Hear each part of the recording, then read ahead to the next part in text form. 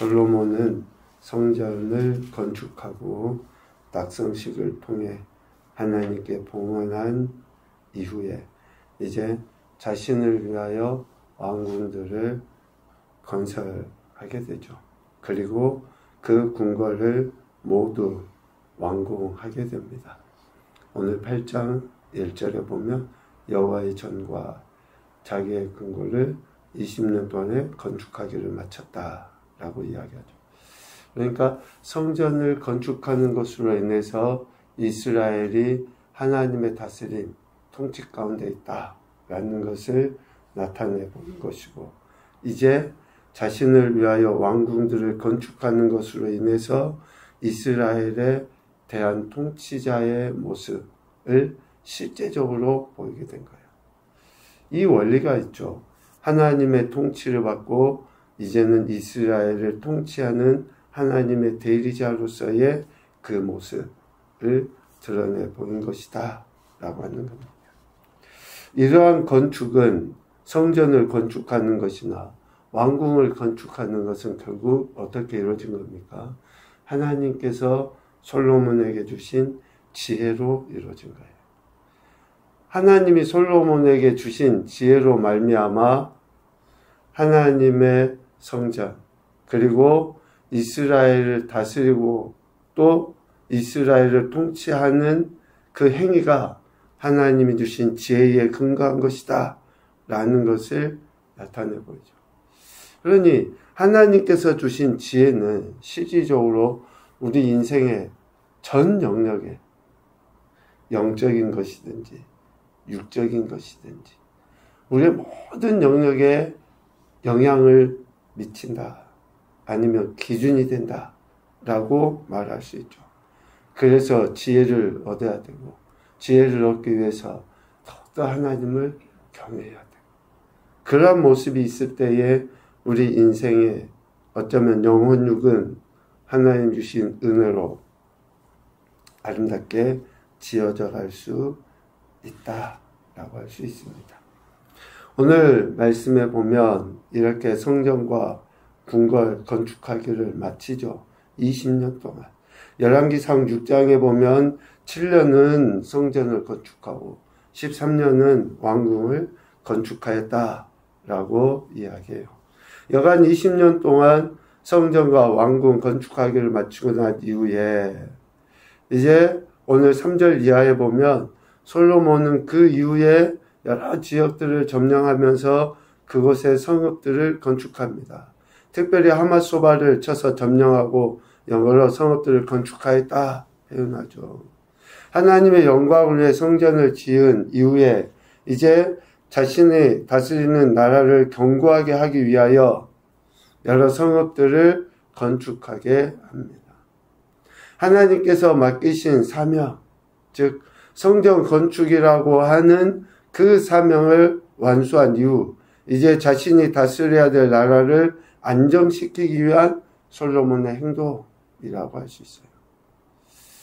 그러니까 이것만 보더라도 우리가 단순하게 좀 생각해 보면 먼저 해야 될 일이 뭐냐, 우리가 우리 집을 짓고 내 터전을 견고하게 세우고 내 자녀와 또 어쩌면 우리의 미래를 위해서 뭔가 차곡차곡 쌓아놓는 게 먼저 중요하냐, 아니면 하나님이 우리에게 주신 사명을 먼저 생각하고 그 일을 감당하는데 마음을, 시간을, 물질을 쓰는 것이 먼저이냐. 우선순위가 분명해야 된다는 거죠. 하나님이 주신 사명, 아버지 때로부터 약속하신 그 사명, 성전 건축이라는 그 사명을 감당하고 난 이후에 이제 자신이 다스려야 될 나라, 자신의 가정을 다스리기 위한 일들을 해 나갔다. 사명을 완수한 이후에 자신의 통치를 안정시키기 위한 솔로몬의 이러한 행동들, 지혜롭다라고 할 수 있겠죠. 이러한 일들을 하면서 솔로몬이 보인 모습이 오늘 7절 이하에 나와 있어요. 이스라엘이 아닌 해족속 쭉 해서 아직 이스라엘 땅에 남아 있었던 소위 가나안 족속들을 역군으로 삼아서 일을 시킵니다. 솔로몬은 성전을 건축하고 또 왕궁을 건축함에 있어서 여러 성읍들을 건축함에 있어서 어떻습니까? 이스라엘 사람들은 소위 노예로 삼지 않아요. 그러나 그곳에 남아있는 가나안 족속들을 동원해서 이 모든 힘든 일들을 감당하게 합니다. 열왕기상에 보면 솔로몬의 건축에 동원되었던 역군이 18만 명 정도라고 하는데 그 가운데 약 3만 명은 이스라엘 백성들이 맞아요. 그런데 나머지 15만 명은 가나안 족속이었다라고 열왕기상 15장에 이야기하거든요. 그러니까 그 가나안 족속들 15만 명이나 되는 사람들을 노예, 일꾼으로 삼아서 일을 했어요. 그것도 좀 더 강압적으로, 강제적으로. 그러니까 그 성전 건축이나 왕궁 건축이 결코 쉬운 일은 아니죠. 뭐 얼른 생각해도 지금처럼 어떤 장비나 또 어떤 또 재료가 좋은 것도 아니잖아요. 그런데 그 어마어마한 일을 감당함에 있어서 사람이 일일이 했다. 그러면 보통 쉬운 일은 아니었겠죠. 그 힘든 일을 강압적으로 시켰던 것은 사실입니다. 그런데 이스라엘 자손과 구별을 시켜요. 역대하 10장 4절에 보면 르호보암이 솔로몬의 뒤를 이어서 왕이 되잖아요. 그럴 때 느바세 아들 여로보암이 르호보암에게 와서 했던 이야기가 그거잖아요. 솔로몬이 얼마나 강압적으로, 강제적으로 이러한 일들을 시켰는지. 고역이라고 표현하잖아요. 10장 4절에 보면. 그만큼 강압적인 행태로서 일을 시켰었어요. 그런데 이스라엘 자손은 노예로 삼지 않아요. 오늘 8장 9절에 보면 오직 이스라엘 자손은 솔로몬이 노예로 삼아 일을 시키지 아니하였다. 약 3만 명 정도가 성전 그리고 왕궁들 건축하는 데 동원은 됐지만 그들은 노예 역군이 아니라 8장 9절에 보면 군사와 지휘관의 우두머리들과 그의 병거와 마병의 지휘관들로서 일을 하게 되었다라는 거죠. 그러니까 어쩌면 그들은 고급 인력이에요. 그냥 지휘관으로서, 지휘자로서. 정말 힘들고 어려운 돌을 나른다든지 뭐 깎는다든지 하는 그런 일들은 다 가나안 족속들, 이방 사람들을 동원해서 하게 했다. 이런 말씀은 단순히 그냥 이스라엘 사람들 팔이 안으로 굽으니까 이게 아니에요. 이미 하나님께서 동족을 종으로 부려서는 안 된다 라고 하셨던 율법의 가르침대로 한 거예요. 그냥 단순히 친족이니까 형제니까 팔이 안으로 굽어서 이게 아니라 하나님의 말씀에 율법에 근거한 것대로 지금 솔로몬은 그렇게 행동한 거예요. 작은 것 하나라도 하나님이 말씀하신 것에 따라서. 그래서 이스라엘은 하나님께 속한 우리는 종이라고 표현하지만 실제적으로 그들은 하나님 안에서 자유인이에요. 자유인이에요. 오늘 우리도 마찬가지죠. 우리는 그리스도께 속한 그리스도의 종이죠. 그런데 우리는 그리스도께 속한 종이지만 실제적으로 세상에 대해서는 자유인이거든요. 그래서 솔로몬은 동족인 이스라엘을 종처럼 여기지 아니하고 노예처럼 취급하지 아니하고 하나님의 말씀대로 그들과 함께 하나님이 맡기신 사명을 하나씩 감당해 나갔던 것이죠. 그런데 이 말씀을 보면서 참 하나님께서는 이미 이전에 하신 말씀을 하나도 빼놓지 아니하시고 성취해 가시는 분이시다 라고 하는 것을 볼 수 있죠. 이스라엘이 아닌 해쪽 속 아모리, 브리스, 히위, 여부스 이런 사람들을 우리는 가나안 족속, 즉 가나안의 후손이라고 표현을 하죠. 이런 사람들을 종으로 노예, 역군으로 삼아서 성전과 궁궐을 건축하는 일을 시켰잖아요. 그것도 20년이 넘는 세월 동안. 근데 이 일은 일찍이 하나님께서 노아의 세 아들들에게 하셨던 말씀의 성취예요. 함의 아들 가나안은 형제들의 종이 될 것이다. 창세기 9장 25절을 보면 이에 이르되 가나안은 저주를 받아 그의 형제의 종들의 종이 되기를 원하노라. 이미 함의 아들 가나안에 대해서 하나님은 저주하잖아요. 그래서 그 형제들의 종의 종이 된다라고 하나님은 말씀하셨어요. 그 말씀이 오늘 솔로몬이 성전과 왕궁들을 건축할 때에 성취된 거라고 볼 수 있죠. 이에 하나님은 하신 말씀들을 하나씩 그것도 반드시 성취해 나가시는 분이시라는 것을 분명하게 볼 수 있습니다. 오늘 본문에 보면 또 한 가지 유의해서 볼 내용이 11절입니다. 솔로몬이 바로의 딸을 위하여 궁을 건축하게 돼요. 그리고 그 왕궁에 살게 합니다. 솔로몬은 왕위에 등극한 이후 나라를 견고하게 하기 위하여 여러 이방 나라 왕들의 딸을 아내로 삼죠. 정략 결혼을 합니다. 열왕기상 3장 1절에 보면 솔로몬이 애굽 왕 바로와 더불어 혼인관계를 맺어 그의 딸을 맞이하고 다윗성에 데려다 두었다 라고 표현을 하거든요. 그러니까 다윗성에 애굽 왕 바로의 딸을 데려다가 거기 거하게 했던 거예요. 그런데 다윗성에는 일찍이 다윗이 무엇을 갖다 놨습니까? 하나님의 언약궤를 갖다 놨어요.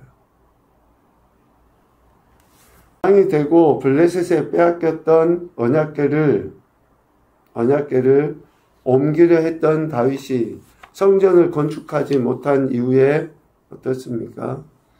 다윗성 시온성에 언약궤를 갖다 뒀거든요.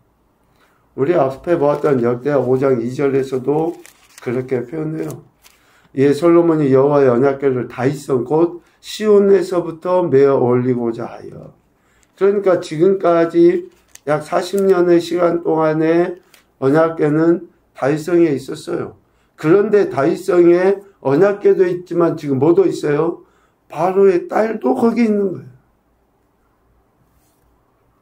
바로의 딸을 맞이하여 아내로 삼았는데 바로의 딸을 언약궤가 있는 다윗성에 같이 거하게 했다.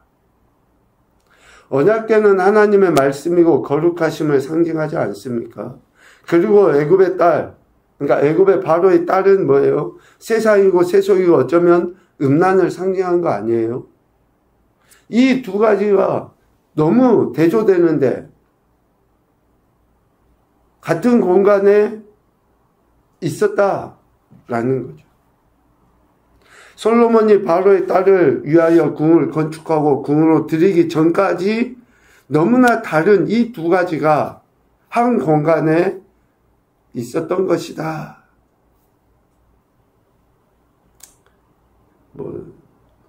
이렇게 뭐 들려지는 그런 단어들이 있잖아요. 매스컴에서는. 불편한 동거라고 표현을 했어요. 전혀 다른 두 가지가 한 공간에 있게 되는. 물과 기름임에도 그 공간에 있었다. 이런 관계를 청산할 수 있게 된 게 뭡니까? 성전을 건축하여 언약궤를 성전 지성소에 옮기는 것. 그리고 바로의 딸을 위하여 궁을 만들어서 바로의 딸을 궁으로 옮기는 것. 스스로 그 관계를 청산하게 되는 거죠. 왜 이 일에 솔로몬이 헌신했나? 11절 하반부에 이야기합니다. 이는 여호와의 궤가 이른 곳은 다 거룩함이니라. 비록 성전은 아니지만 하나님의 언약궤가 있는 다윗성은 어떤 곳이에요? 거룩한 곳이에요. 그런데 그 거룩한 곳에 이방 여인이, 세속이, 음란이, 악한 것이 있을 수 없는데 있었던 것을 청산하려 했던 것이죠. 에스겔 선지자는 이스라엘 족속 중에 있는 이방인 중에 마음과 몸이 할례받지 아니한 이방인은 성소에 들어오지 못할 것이다 라고 하나님의 말씀을 선포했었어요. 그러니까 이스라엘 족속 중에 있는 이방인들도 마음과 몸의 할례를 받아야지 돼요. 거룩해져야지 돼요. 그래야지 성소에 들어갈 수 있어요. 그런데 그렇지 않으면 못 들어간다는 거죠. 그러니까 이처럼 바로의 딸이 다윗성에 머문 것 그 자체는 있을 수가 없어요. 왜? 거룩하지 아니하는 것이 거룩함 가운데 있을 수 없다라는 거죠. 함께 있어서는 안 되는 거예요. 함께 할 수 없는 거죠. 그렇기 때문에 언약궤는 지성소로, 또 바로의 딸은 솔로몬이 건축한 궁궐로 이렇게 옮긴 것이다 라고 이야기합니다. 우리가 하나님의 자녀고 백성이고 예수 그리스도로 말미암아 거룩해졌다 라고 하면 세상과 세속과 구별돼야죠. 과감하게 끊어야죠. 옳지 않다 말은 하는데 여전히 우리가 바라보는 것은 세속이야. 물질이고 명예고 거짓이고 악한 것들, 여전히 그것을 바라보고 있다 라고 하는 것은 뭡니까? 미안하지만 내가 거룩하다고 하는 것을 잊어버린 거예요. 거룩하게 하신 예수 그리스도의 피값을 가치 없게 스스로 만드는 거예요. 매우 엄중하죠. 여호와의 궤가 이른 곳은 다 거룩하다. 하나님의 말씀이 있는 그곳, 말씀을 들어야죠. 선포되어지는 그 말씀 앞에 우리의 거룩한 태도들을 보여야 되는 거예요. 이것이 솔로몬이 성전을 건축하고 또 왕궁을 건축하여 이루고자 했던 것이다 라고 볼 수 있습니다. 첫 번째 교훈입니다. 하나님께서 주시는 지혜는 우리 삶의 모든 영역을 온전하게 세워간다. 그래서 우리 지금 삶의 모습이 어떻게 세워져 가느냐에 따라서 지금 내가 하나님을 경외하고 있느냐 잊지 못하느냐가 드러나 보여져요. 우리 삶의 모든 영역을 온전하게 세워갑니다. 두 번째, 믿음의 지체들에 대한 존중을 보임으로 그리스도 안에서 하나됨을 이뤄가자. 믿음의 지체들에 대한 존중, 성도들 안에, 또 이런 모든 관계 안에서 솔로몬은 이스라엘 자손들을 노예 취급하지 않았습니다. 존중했어요. 하나님 말씀에 근거하여. 세 번째, 거룩을 훼손시키는 것을 적극적으로 거부하는 결단이 있어야 한다. 거룩을 훼손시키는 것을 적극적으로 거부하는 결단이 우리에게 필요합니다. 그래서 우리가 정말로 하나님의 자녀의 백성, 또 영적인 성전이라는 것을 실제적으로 삶에서 드러내 보여야 하는 것이죠. 오늘도 저와 여러분에게 지혜를 주신 하나님께 감사하시고, 그 지혜로 우리의 삶이 더욱더 하나님 보시기에 합당한 거룩한 삶이 될 수 있기를 주님의 이름으로 축복합니다. 아멘.